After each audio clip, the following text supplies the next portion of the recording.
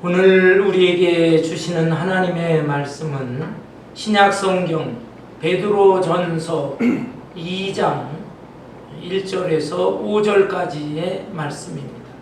신약성경 378페이지 베드로전서 2장 1절에서 5절까지 제가 한 절, 여러분 한 절 교독하겠습니다. 그러므로 모든 악독과 모든 기만과 외식과 시기와 모든 비방하는 말을 버리고 간단하기를 같이 순전하고 신령한 것을 사모하라. 이는 그로 말미암아 너희로 구원에 이르도록 자라게 하려 함이라. 너희가 주의 인자심을 맛보았으면 그리하라.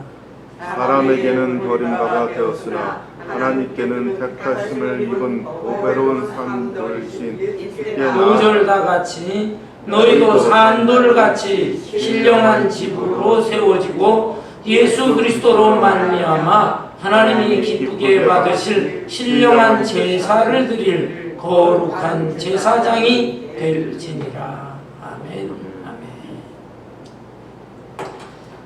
오늘은 우리 오렌지 카운티 한미교회가 창립 40주년을 맞이하는 교회의 생일입니다.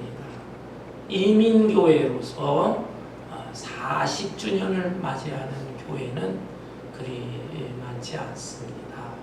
그럼에도 불구하고 우리 하나님께서 오렌지 카운티 한미교회를 사랑해 주셔서 여기까지 인도해 주셨습니다.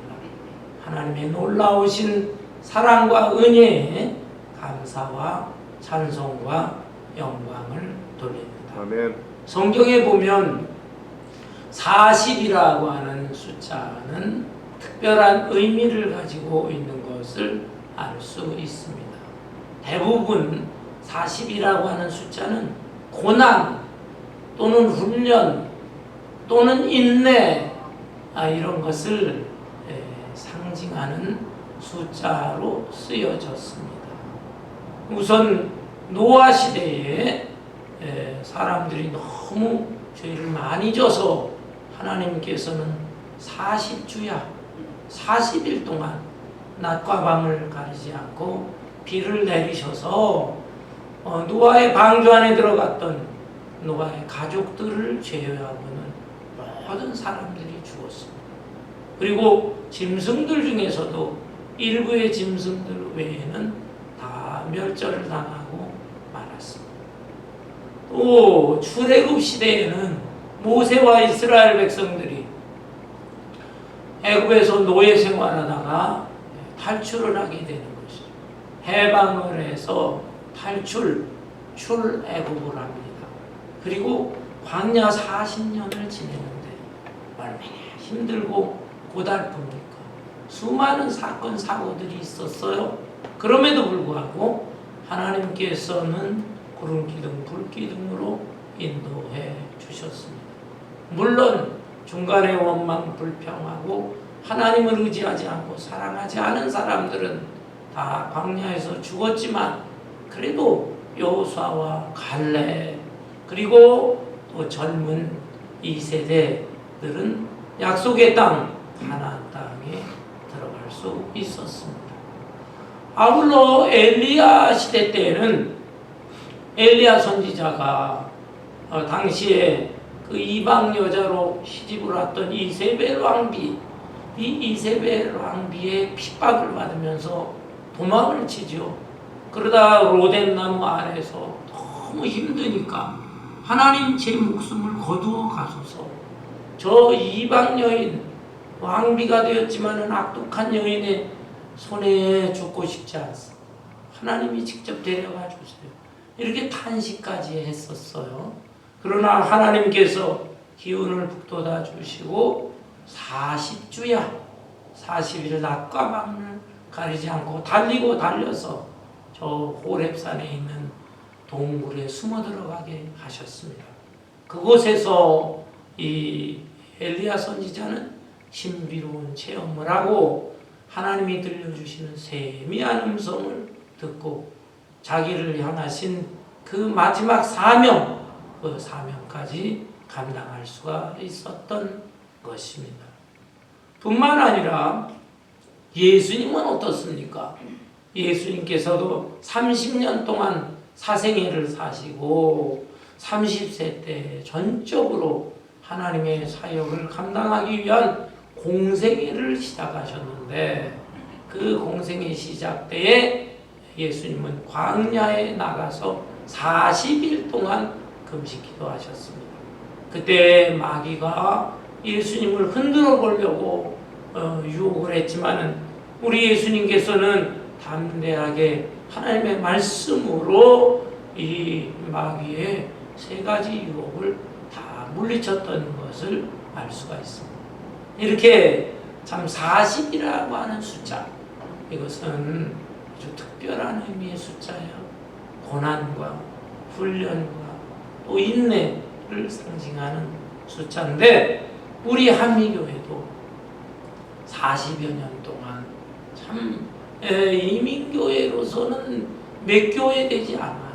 생겨났다 없어지고 생겨났다 없어지고 사라지고 하는데, 그래도 하나님께서 수많은 우여곡절 다 겪게 하시고 또 그것을 견디게 하시고 그러면서 부름기둥 불기둥으로 여기까지 인도해 주셨습니다. 하나님의 은혜에 참으로 감사를 드리고, 그러나 한편으로는 우리가 부족하고 부끄러운 점이 많습니다. 너무 미약합니다. 여러 가지 환경, 여건, 또 이민사회, 사정, 이런 거 다 감안할지라도 우리가 여러 가지 면에 너무나 미약한데, 저 자신부터 또 우리 그루터기 같은 성도님들이 다시 한번 하나님께 매달리고 하나님을 사랑하고 교회에 대한 애정을 쏟는다고 한다면 하나님께서 기뻐하시는 교회로 아름답게 다시 한번 부흥성장하게 될 줄로 믿습니다. 아멘. 사람의 힘으로는 불가능하지만 하나님께서 하시고자 하신다면 놀라운 역사가 일어날 것이라 믿습니다. 여러분, 교회라고 하는 것이 무엇입니까? 교회는 헬라어로 에클레시아라고 합니다. 에클레시아라고 하는 불러서 모은 무리들, 이런 뜻이에요. 불러 모아 모은 무리들. 그러니까 이 교회는 어디서부터 불렀는가? 하나님께서 세상의 수많은 사람들 중에서 거기서 몇몇을 뽑아서 불러서 모아주신 공동체다. 그거를 거룩한 공동체라고. 거룩이라고 하는 뜻은 성결하다 하는 이런 뜻도 있지만 구별이라고 하는 의미가 있어요. 구별. 곧 세상 사람들로부터 구별됐고, 세상에 많은 친교단체들도 있고, 세상에 여러 종류의 기관들이 있고, 그렇지만 그들과 구별해서 하나님께서 불러 모아주신 공동체다. 거룩한 공동체. 그런데 불러 모아주셨는데 또 특별히 어떠한 공동체로 만드셨냐면 신령한 공동체로 만들어요. 신령한 공동체. 신령이라고 하니까 어떤 분들은 산신령 얘기를 하는 분이, 산신령 그런 뜻이에요. 신령. 옛날 말이죠. 근데 성경이 이게 개혁 성경 했는데도 옛날 언어가 많이 들어가 있어요. 신령한 공동체, 그것은 spiritual community라는 뜻입니다. 영적인 공동체다. 영적인 공동체. 그래서 교회는 거룩하면서도 영적인 공동체다. 그런데 이런 아름다운 공동체, 특별한 의미의 공동체를 이루기 위해서는 그 비결이 무엇일까? 첫째는 신령한 젖을 먹어야 된다. 신령한 젖, spiritual milk, 영적인 젖을 먹어야 하는 것입니다. 본문 말씀을 봅니다. 본문 말씀 1, 2절에 보면은 그러므로 모든 악독과 모든 기만과 외식과 시기와 모든 비방하는 말을 버리고 갓난아기들 같이 순전하고 신령한 젖을 사모하라. 이는 그로 말미암아 너희로 구원에 이르도록 자라게 하려 함이라. 갓난아기들처럼 신령한 젖을 사모하라. 여러분, 갓난아기는 그 엄마의 젖이 자기의 양식인 것입니다. 그 젖을 먹지 못한다면 이 아이가 제대로 건강하게 자랄 수가 없어요.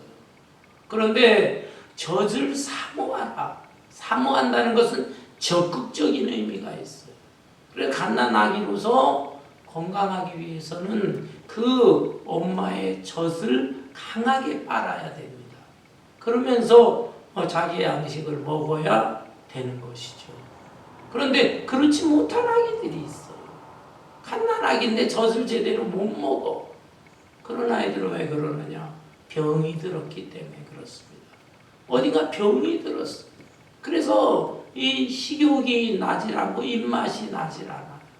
그러니까 그 엄마는 어떻게 해서든지 아이에게 젖을 물리려고 하지만 아이가 그냥 도리도리 하면서 싫다고 하고 땡깡 부리고 울고 하는 것입니다. 그 아이 컨디션이 안 좋아요. 지금 몸이 안 좋은 것입니다. 병이 들은 것입니다.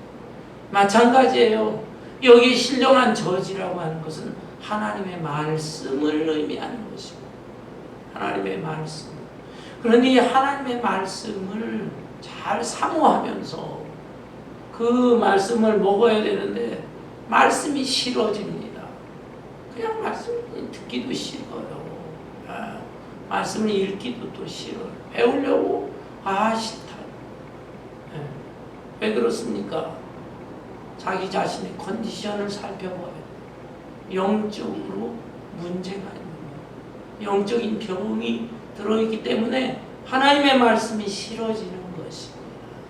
여러분, 그 병이라고 하는 게 뭘까요? 본문에 보면은 대표적인 거 5가지를 언급하고 있습니다. 모든 악독, 악하고 독한 말과 행동합니다. 병이 들어서 악독을 말하고 행하게 됩니다. 또한 모든 기만이라는 것은 거짓인데 자기의 이익을 위해서 다른 사람들을 속이면서 다른 사람에게 피해를 주는 거예요. 그런 기만. 그리고 외식이라는 것은 겉과 속이 다른 것입니다. 속마음 속에 교만함이 있고 탐욕이 있어요. 그런데 겉으로는 아주 겸손하면서 고상한 척 하는 것입니다. 외식. 그리고 시기와 모든 비방하는 말, 시기라든지 비방이라든지 이런 것은 다른 사람을 미움이 생기고 또 다른 사람에 대해서 왠지 질투심이 생기고 이런 요소들, 이게 다 병이 든 거예요. 병들게 되는 이 요인들, 이런 것들이 있다고 한다면 이것을 철저하게 회개를 해서 이 마음속에 있는 그 병든 것들을 다 치유를 받고 하게 되면 하나님의 말씀이 다시 한번 맛있게 먹게 되는, 꿀송이보다 더 달구나. 세상에서는 그 어디에서도 들을 수 없는 그 귀한 생명의 말씀이구나. 이렇게 느껴지고 받아들여지게 되는 것입니다. 여러분, 갓난아이가 병들면은 먹지를 못하는 것처럼 우리에게도 이런 상태에 있지 않는가. 그래서 이것을 회개하면서 우리가 그 영적으로 회복을 하고 주의 신령한 젖, 그 말씀을 사모해야 되겠습니다. 또 한 가지 갓난아기들이 이 신령한 젖을 먹지 못하게 되는 이유가 있어요. 그거는 그 젖에 대한 대용품, 다른 것들을 자꾸 먹어요. 어린아이가 무슨 아이스크림을 먹는다든지 초콜릿을 먹는다든지 이런 달콤한 거 자꾸 먹어버릇하면 그 젖이나 또는 우유나 꼭 그 필수적인 영양소가 있는 것을 먹으려고 하지 않는다 이 말입니다. 우리도 마찬가지예요. 세상에 재밌는 일들이 얼마나 많습니까? 자꾸 그런 거나 추구하고 그저 향락이나 쾌락이나 그런 걸 추구하고 그렇게 하게 되면 하나님의 말씀이 따분합니다. 목사가 이 말씀을 그래도 듣기 좋게 풀어서 애를 써서 전했다 할지라도 목사의 설교 자체도 그냥 재미가 없어 싫어지는 거예요. 너무 보링해주고 자기 혼자서 성경 읽고 배우는 거 그건 또 어림도 없는 것이죠. 그래서 우리는 순전하고 신령한 전. 그래서 목사도 그렇고 교회에서 성경 공부를 해도 그렇고 자꾸 이 순전한 말씀을 배워야 되는데 이 순전한 말씀을 잘 듣지를 못하니까 여기에 자꾸 다른 걸 가미하게 되는 거예요. 세상적인 재미있는 얘기도 좀 해보고 뭐하고 근데 사실은 그게 큰 영향이 없는 거예요. 근데 그냥 전하면 듣지를 못하니까 그래서 거기에 자꾸 세상적인 것 이것은 예화하고는 다른 겁니다. 예화라더라도 이 말씀과 연결이 되는 것은 상관이 없는데 전혀 이 기독교적인 가치관, 성경에서 말씀하는 가치관과 다른 세상적인 잘못된 가치관 그걸 갖다가 싹 섞어가지고 전한다. 그거는 순전하고 신령한 젖이 아닌 거예요. 오염된 거예요. 오염된 우유를 마시게 되면 탈이 나지 않습니까? 그렇죠? 이런 면에서 우리 한미교회는 신령한 자, 순전한 자 이걸 사모함으로써 신령한 교회를 이렇게 나가야 하겠습니다. 아멘. 아울러 두 번째로 거룩하고 신령한 교회를 이루기 위해서는 신령한 집을 져야 합니다. 신령한 집, 이것은 spiritual house. 본문 말씀을 볼까요? 4절에 보면 사람에게는 버림바가 되었으나 하나님께는 택하심을 입은 보배로운 산돌이신 예수께 나아가 너희도 산돌같이 신령한 집으로 세워지고. 여러분 건물이 지어지기 위해서는 기초돌이 있어요. 또 모퉁이 돌이 있어요. 그 모퉁이 돌 위로 벽돌이 쌓아지고 옆으로도 쌓아지고 그러면서 집, 건물 이런 것이 세워지게 되는 것입니다. 그런데 교회도 마찬가지예요. 신령한 교회를 이루기 위해서는 신령한 집을 지어야 합니다. 물론 여기에 신령한 집이라고 하는 것도 하나의 상징적인 말씀이에요. 비유적인 말씀이에요. 이거는 진짜 건물을 말하는 거예요. 우리 한미교회 자체 건물이 있지만 이 건물을 말하는 게 아니고 교회라는 것은 성도들의 모임체,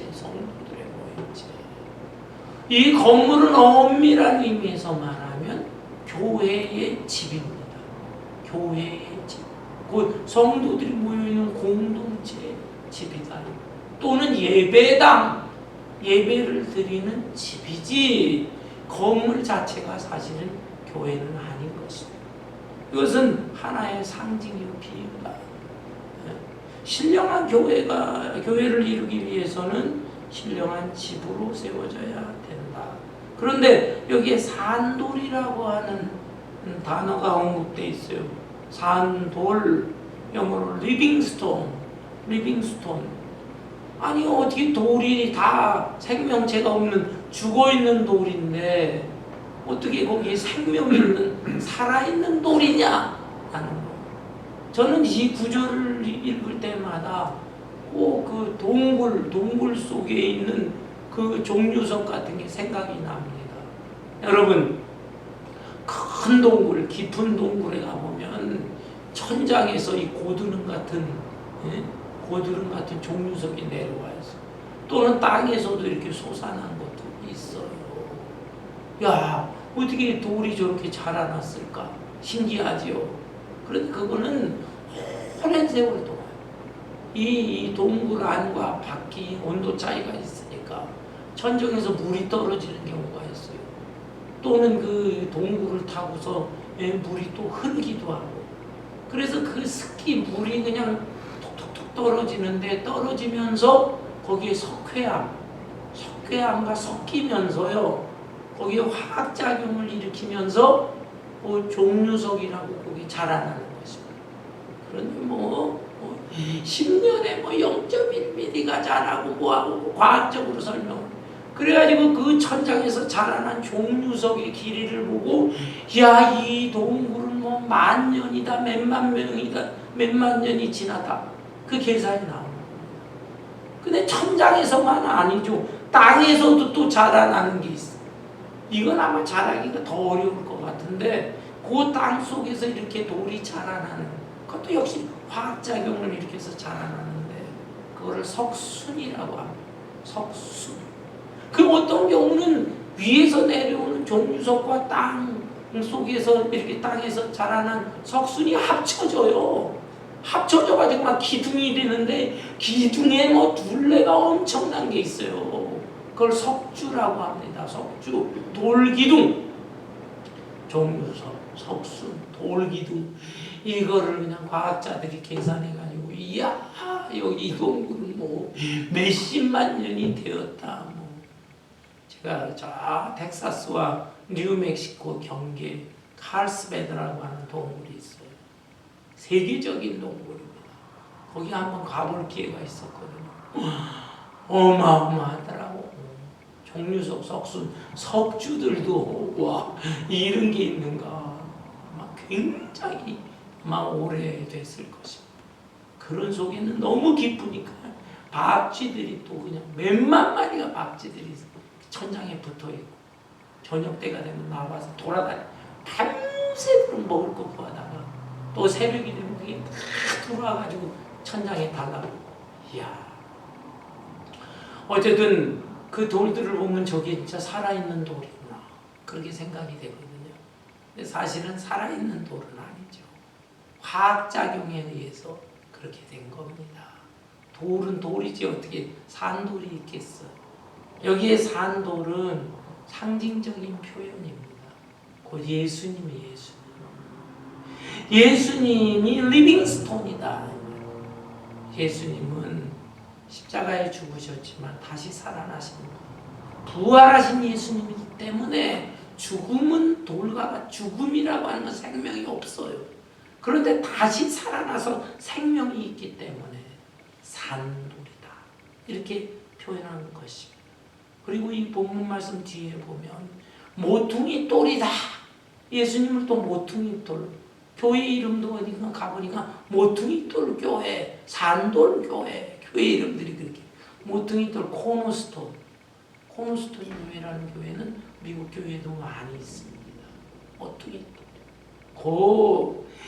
신령한 교회가 되기 위해서는 신령한 집으로 지어져야 되는데, 산돌이신 예수님이 모퉁이 돌이 되고, 그 모퉁이 돌을 중심으로 옆으로도 벽돌이 붙고 또 위로도 벽돌이 붙고 해서 건물이 되는 것처럼, 우리 성도 한 사람 한 사람은 그런 벽돌 같은 역할을 해야 된다.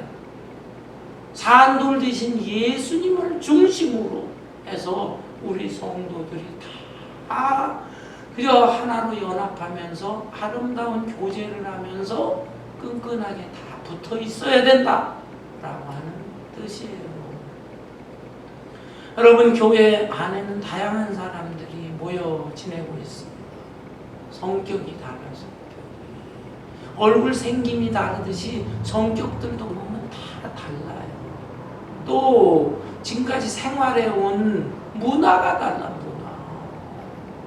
그것뿐인 줄 아십니까? 음식도 다 달라. 어떤 분들은 그냥 면을 좋아하고, 어떤 분들은 밥이 있어야 한다. 어떤 사람들은 고기를 좋아하고, 고기를 좋아하는데도 육고기가 좋다고 그러고, 어떤 사람은 생선이 좋다고 그러고. 여러분, 교인 몇 명 안 되는 데는 다 다르다니까. 근데 그 다른 사람 자기 주장만 하게 되면 교회가 이루어질 수가 없는 거예요. 그래서 교회가 이루어지고 더 영적인 교회로서 아름다운 교회가 이루어지기 위해서는 나하고 성격이 좀 다르고 나하고 입맛이 다르고 나하고 취미가 다르고 문화 경험이 다르고 할지라도 좀 이해를 해야 돼. 이해를. 근데 지상의 교회는 그 이해를 잘 못해요. 그 이해를 잘 못하게 되면 교회들이 다 트러블이 생기면서 거기서 자꾸 다툼이 생기고 분쟁이 생기고 그렇습니다. 한국에서 지하철을 타고 가는데 지하철에 있는 손님들이 자리 싸움을 하고 티격태격 싸웠어요. 그걸 진정시키는데 주변 사람이 진정시키는데도 말을 안 들어. 거기에 노인이 한 분이 있다가 일어나는 말이에요. 이봐 당신들 여기가 교회인 줄 알아? 왜 싸워? 이런 말을 세상에 일반 세상 사람들이 볼 때 교회가 뭐냐? 교회가 싸우는 장소, 다투는 공동체로 여기 너무너무 뭔가 지금 잘못되어 있고 부끄러운 것입니다. 왜? 성도들의 마음이 넓지 못하기 때문에 이런 현상이 일어나. 어떻게 보면 이민교회는 더 그런 것 같아요. 태평양 건너 이 영만리 타국 땅에 와서 악착같이 여기서는 정말 죽기를 각오하고 자기 가족을 지키고 살아가니까 대부분이 성품들이 그렇게 부드럽지 못해요. 온유하지 못해요. 이해심이 너무 힘들게 악착같이 살다 보니까. 그럼에도 불구하고 우리가 예수 믿는 사람이라고 하면 예수님의 그 고상한 성품을 닮아서 온유 겸손한 모습으로 우리 다양한 사람들끼리 잘 이해하고 화합해야 할 줄로 압니다. 그래서 아름다운 신령한 집을 지어갈 때 거룩하고 신령한 교회를 이룰 수가 있는 것입니다. 아울러 세 번째로 거룩하고 신령한 교회를 이루기 위해서는 우리 성도 한 사람 한 사람이 신령한 제사장이 돼요. 신령한 제물을 바치는 제사장이 돼요.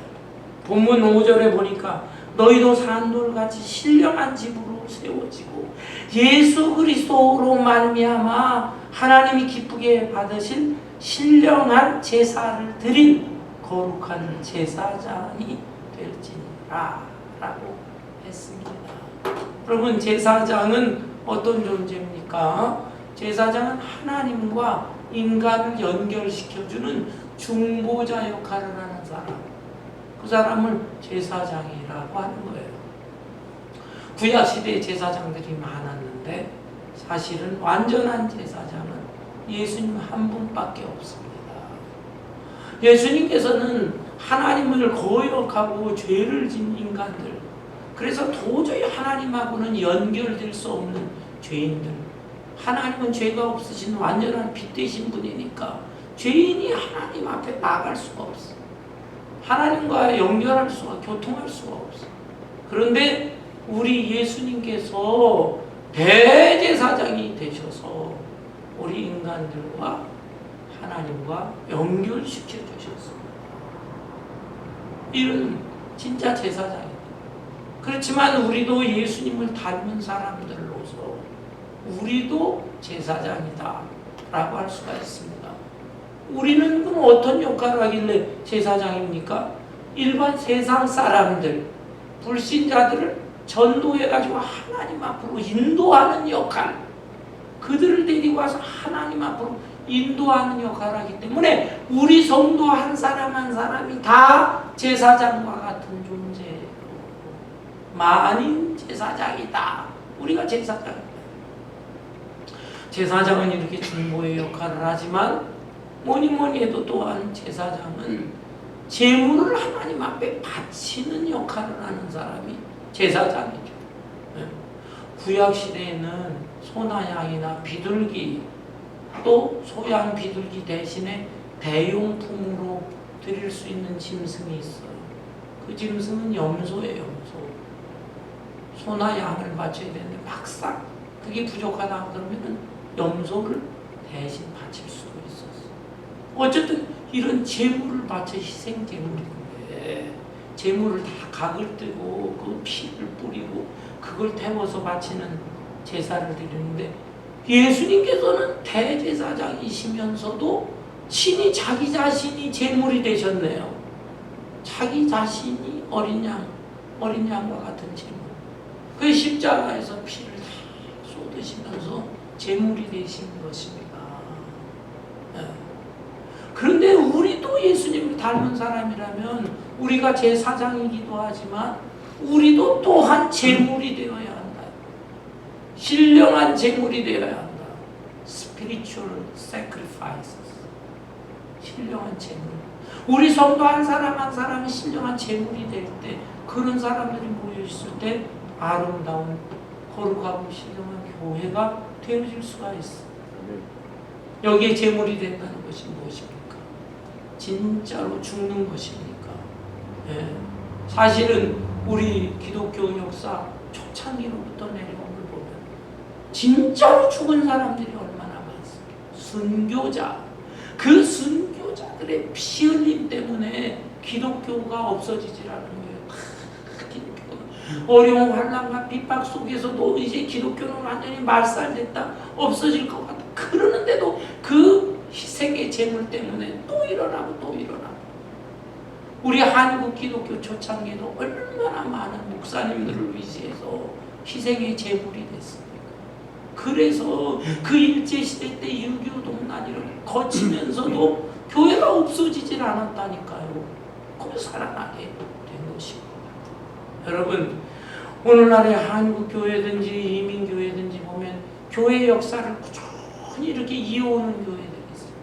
뭐 비공식 통계라고는 하지만 교회가 이렇게 개척을 하잖아요. 이민교회 개척을 해서 5년을 넘긴 교회가 10%가 안 돼요. 2년, 3년, 5년 안에 그냥 안 돼. 여력이 안 돼. 그래서 그냥 이름 걸고 시작했지만 사라지고 다 사라지는 거지. 특별히 근래 코로나 때문에 얼마나 많은 교회가 다 사라졌는지. 그런데도 끝까지 교회가 살아남으면서 그 역사를 이어오고 하나님 기뻐하시는 교회로 성장하는 교회들을 보면 그 가운데 희생제물이 된 성도들이 있어요.